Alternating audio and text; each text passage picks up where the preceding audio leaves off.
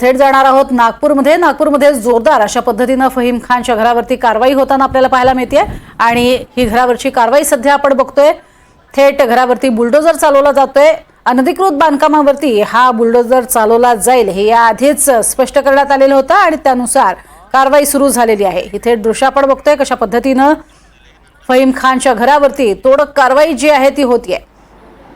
आधी या संपूर्ण भागातील आपण पाहिलेलं होतं की जो कंपाऊंड वॉल आहे त्या काढण्यात आल्या, त्यानंतर आतली जी वीज आहे ती वीज इथली खंडित करण्यात आली, पूर्णपणे कापण्यात आली आणि त्यानंतर आता हा बुलडोजर चालवला जातोय। थेट दृश्य आपण पाहतोय। यापूर्वीच घरात राहणाऱ्या सगळ्या नागरिकांनी आणि फहीम खानच्या नातेवाईकांनी इथून पळ काढलेला होता, ते तिथून निघून गेलेले आहेत। कोणतेही सामान त्यांनी घरामध्ये ठेवलेलं नाहीये, कारण नोटीस खरं तर बजावण्यात आलेली होती। 24 तासात नोटिशीला उत्तर अपेक्षित होतं, मात्र हे उत्तर न देता आपण पाहतोय संपूर्ण घरावरती आता कारवाई केली जाते, कारण घरातले सगळे निघून गेलेले आहेत। अधिक माहिती घेऊयात आमचे प्रतिनिधी प्रवीण मुधोळकर यांच्याकडनं। प्रवीण, पूर्ण घरावरती सध्या कारवाई केली जाते असं दिसतंय।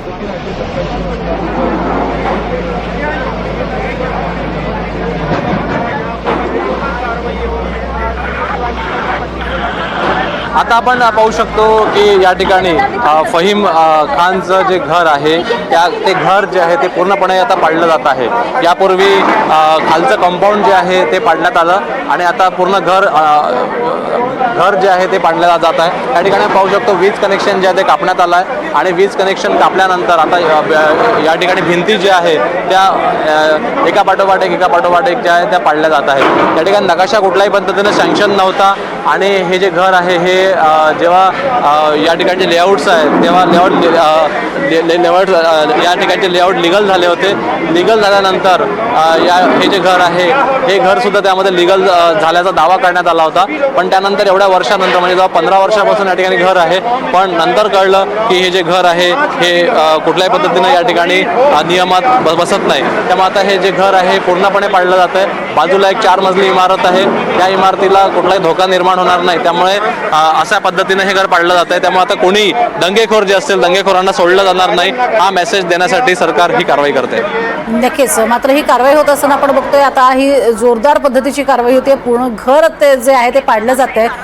या सगळ्यामध्ये आतापर्यंत म्हणजे जवळपास 15 वर्ष तुम्ही म्हणताय हे घर इथे होतं, मात्र तोपर्यंत आता कारवाई झालेली नव्हती।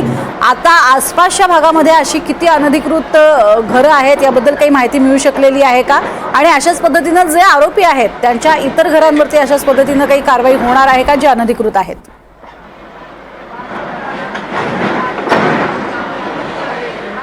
मी तुम्हाला दाखवतो, पुन्हा एकदा जवळून दाखवतो। आता या ठिकाणी हे काम सुरू आहे, हे घर पाडण्याचं काम जे सुरू आहे तोडकाम पुन्हा एकदा जवळून दाखवतो। आणि या ठिकाणी इमारत जी आहे ती इमारत आपण पाहतो की या अशा पद्धतीनं एक स्लॅब जो आहे तो पाडण्यात येतो आहे। आणि हा जो भाग आहे संजय बाग कॉलनी याला म्हणतात, रमा मस्जिद संजय बाग कॉलनी हा परिसर आहे। दूर या परिसरात एवढा झाला आहे की उभं राहणं सुद्धा अवघड आहे या ठिकाणी।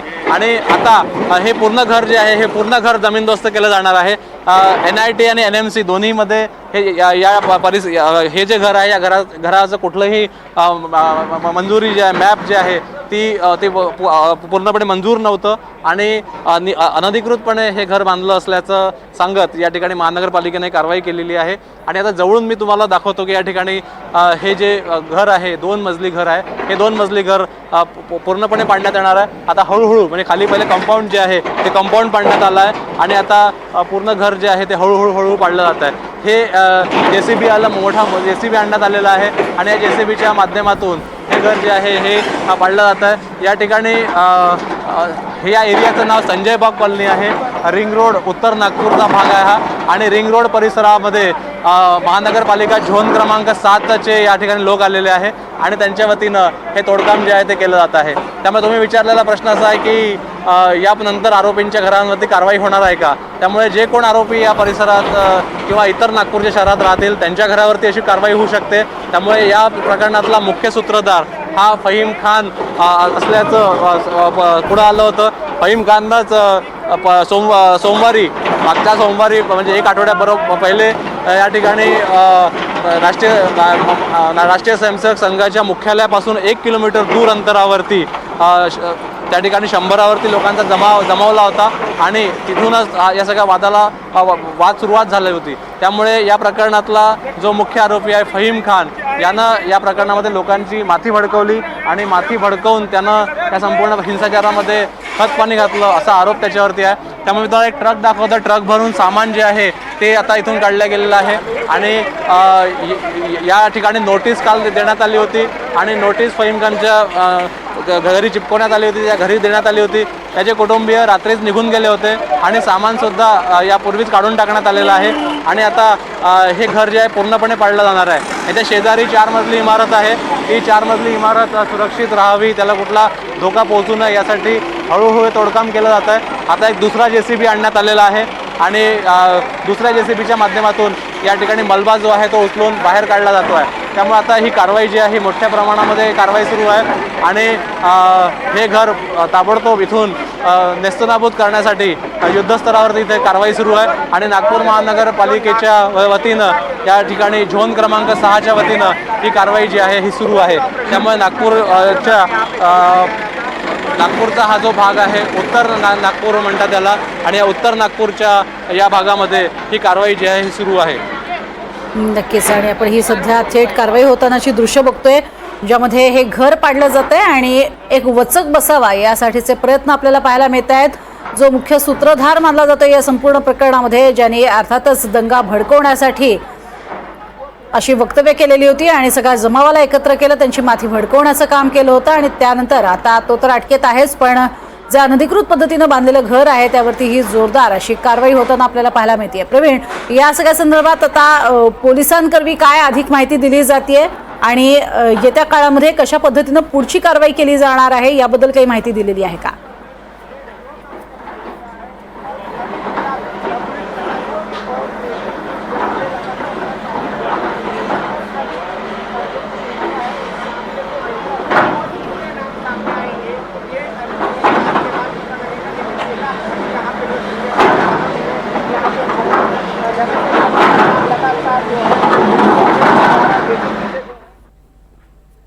सध्या ही अशा पद्धतीची कारवाई सुरू आहे ज्या माध्यमातून हा संपूर्ण जो घराचा भाग आहे तो झाटवला जातोय। एकूण हा घराचा जो भाग आहे तो नेमका प्रवीण किती आहे याबद्दल थोडी माहिती द्याल आणि संपूर्ण घरावरती ही अशा पद्धतीनं कारवाई केली जाते आणि या सगळ्या संदर्भात नोटीसला काही उत्तर सुद्धा देण्याचा प्रयत्न काही फहीम खानच्या कुटुंबियांच्या वतीनं झाला होता का याबद्दलही सांगा।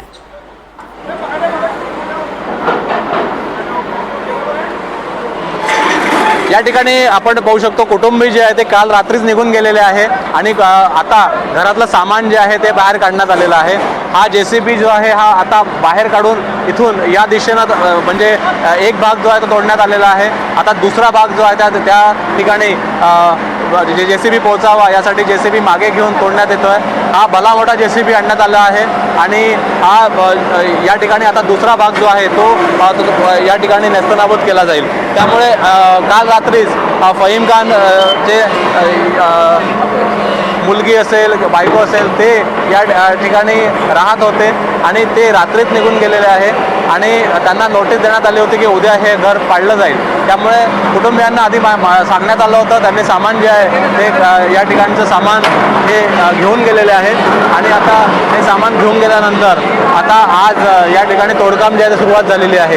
हे घर आता पूर्णपणे पाडलं जाईल आणि आता याचा 20% भाग आता तुटलेला आहे आणि आता उरलेलं जे घर आहे ते या दिशेनं JCB आणण्यात आलेलं आहे आणि या दिशेनं आपण पाहू शकतो हे गॅलरीपासून सुरुवात करतील आणि पोलीस प्रोटेक्शन सुद्धा चारीकडे ठेवण्यात आलेलं आहे। ड्रोनच्या माध्यमातून सुद्धा या ठिकाणी लक्ष ठेवलं जात आहे आणि ड्रोनच्या माध्यमातून सुद्धा या कारवाईवरती लक्ष ठेवलं जात आहे आणि पोलीस प्रोटेक्शन जे आहे ते सुद्धा घराघरांवर लावण्यात आलेलं आहे।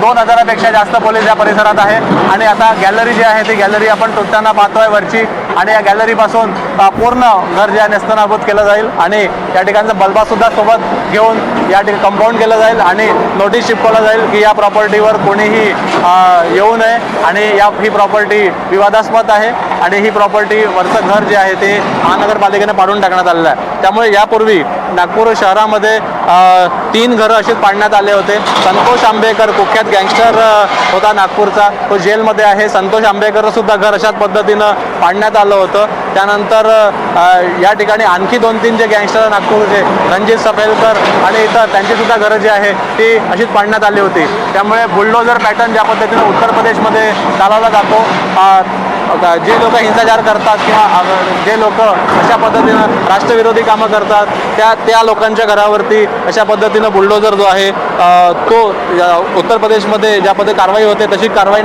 उत्तर नागपुरामध्ये ही सुरू आहे. आणि आपण आता फहीम खानचं घर पाहतोय की हे पूर्णपणे जे घर आहे ते आता पाडण्याचा इथे काम जे आहे ते सुरू आहे.